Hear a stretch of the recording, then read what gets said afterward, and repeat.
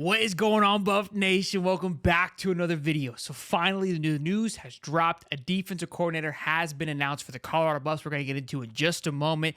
Big time stuff here. A lot of predictions were flying around the internet over the last week. Looks like nobody was right. Nobody was even close to who they thought it would be. We're going to talk all about it. And then also, return of production percentages were released yesterday. If you know what that means, we'll explain it all here on the show and how it compares to the rest of the Big 12 and actually what it could mean for the Buffs headed into next season. And then they also got themselves a big time commit. Well, not big time, but a commit for 2024, adding to that 2024 class that we're going to go over. Before that, though, of course, roll the intro. I flushed my kids down in the club. Ooh, it always hits. It always hits. No matter how long it's been, it always hits. All right, let's dive right into it. It's our first order of business. Mr. Robert Livingston, secondary coach for the Bengals, has been reported that he will be taking over as the defensive coordinator for the Colorado Buffs. Now, who is Robert Livingston? A lot of questions, not much to really pull from the internet. Here's what we do know, though, okay? First order of business, last year, the Bengals ranked third in the NFL in passing touchdowns allowed in 2022. I also believe they ranked, I think I had 15th for the overall secondary. Yes, 15th behind the Chargers, the Bucks, New England. So right around the middle of the pack. This was a secondary that was a little bit younger than the year prior to that, a secondary that, rated much higher the year prior. So a little bit of a setback to the second year. Some more background on Livingston as well. From 2012 to 2014, he was on the scout team with the Bengals before going on to the field. This will be his first on-the-field job in college. He was I worked at Vanderbilt for a year, but he was an off-the-field specialist. Now he'll be on the field for the very first time. And again, just being a secondary coach. And I think, look, there's going to be a lot of head scratchers here, right? You're taking a guy fresh off of, a secondary coach, has not had a head coaching or a coordinator position under his belt yet to come over and take over this defense. But I think, again, we heard him talk about it. He wants somebody who's going to come in and adapt to the situation around them. It's going to be hard to get somebody that's been doing this for a very long time to take the situation at what it is and not want to do their own thing. Typically, defensive coordinators come in, especially ones with a lot of experience, and want to move pieces around and do certain things. So there's got to be a little give and take here. You're going to get a greener guy to be able to come in and adjust to what already is and buy into the system that is already there and hopefully establish that. I imagine that obviously Coach Prime had these conversations of like, here's what we're trying to run. I believe from what I've seen on the field and what you've been able to do in the secondary, that you'll be able to slide into this defense and maybe the Bengals defense somewhat emulates what the Bengals are trying to do, or the Buffs are trying to do. So as more comes out about Robert Livingston, again, there isn't much there, given the fact that he's just kind of been behind the scenes at the Bengals organization for quite some time now and kind of been there since the beginning.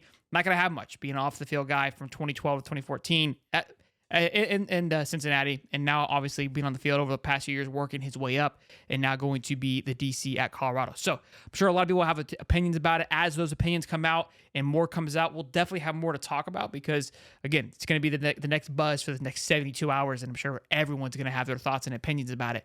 What I do want to talk about, though, that this dropped yesterday as well, is the returning production on the football field.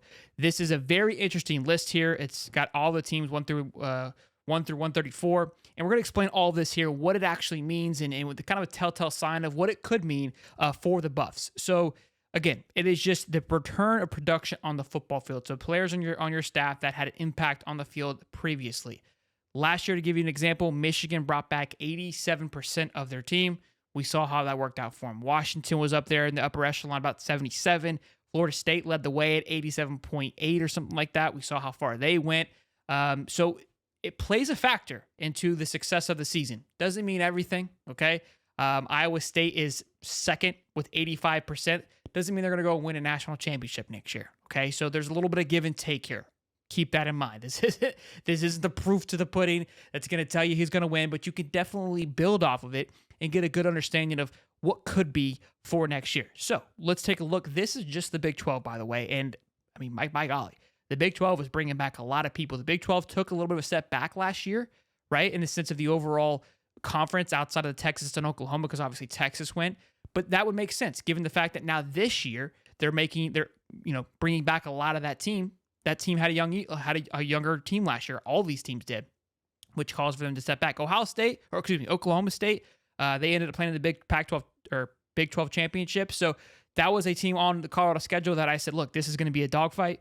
Any way you want to look at it, Oklahoma State has been building for this moment. So Oklahoma State, in my opinion, probably is going to be the favorite heading into next year to play in that Big 12 championship.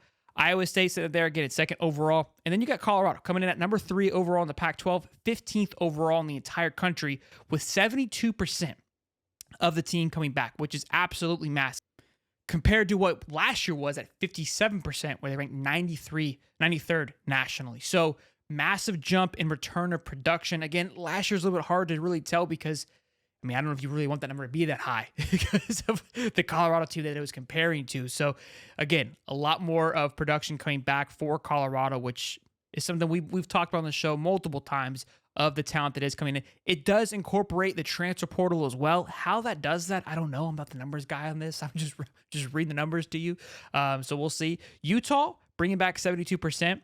TCU bringing back 71%. We all know about, I mean, the down year, in my opinion, that TCU had just 1 year after playing the national championship. And speaking of, Michigan's at 55% this year. So 87 last year, down to 55 this year. Expect them to take a little bit of a step back as well.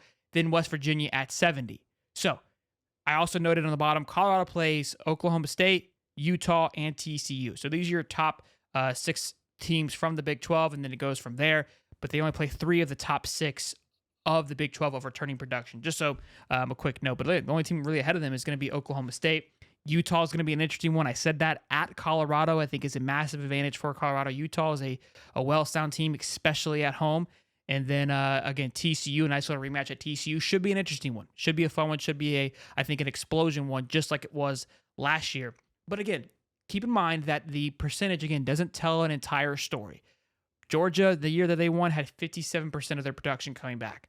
But they also recruit at an elite level. So they've got a sheer of talent just waiting around, ready to come in, okay, and do business. So the reason why they've got, they live in that 57 to 62% because they're constantly pushing guys into the NFL. So it doesn't tell a full story. I want you to understand that. But I think for a team like Colorado and where they were last year and where they're headed this year, and something that Coach Prime has talked about is that, look, last year we came in, we just were trying to fill positions, trying to just get rocking and rolling. This year, we were able to go in and pluck what we wanted.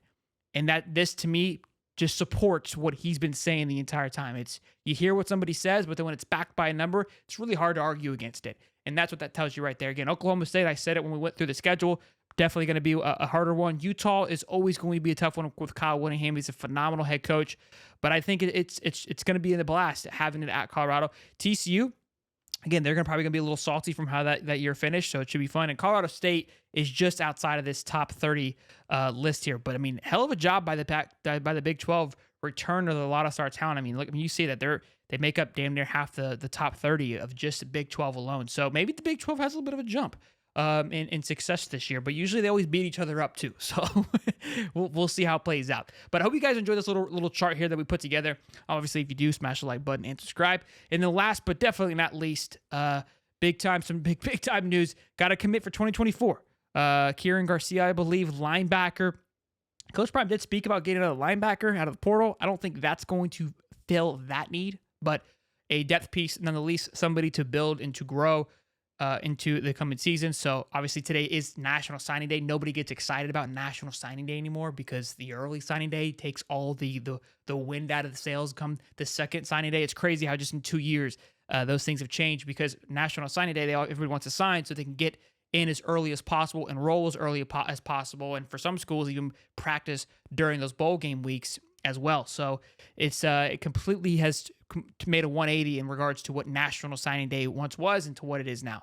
But good job for the Buffs to get one more for 2024 class, a recruiting class that got a lot of flack earlier in the year. But big day for the Buffs. Got a DC, got a commit, and we saw the return of production. I think that should excite a lot of people heading into next year of how that's going to play out for the Big 12. And now we're in this dead period now for recruiting, meaning the only communication you can have with recruits is through texting, emailing, phone calling. If anybody emails anymore, you cannot have anybody visit, and you can't go visit them. That's going to be from now until about the beginning of March, and then we'll go to a quiet period the following month, which is during the spring practices, which means you can have kids on campus, but you can't go visit them. So that's going to be a very important month for the Buffs next month, which is, again, spring practice, but bringing guys on campus to really see a new team, right? The new DC, D-line coach, offensive line, in a way, a new offense, right? It's going to be fully under Pat now. So a lot of changes, a lot of things are going to be different, and see how this flows, and how this new D-line is going to look, how this new offensive line is going to look. It's going to be exciting, and the spring game is probably going to be even more exciting. So you don't want to go anywhere. We're going to keep up with it. Be sure to smash the like button, subscribe, and I'll see you on the next one. Peace.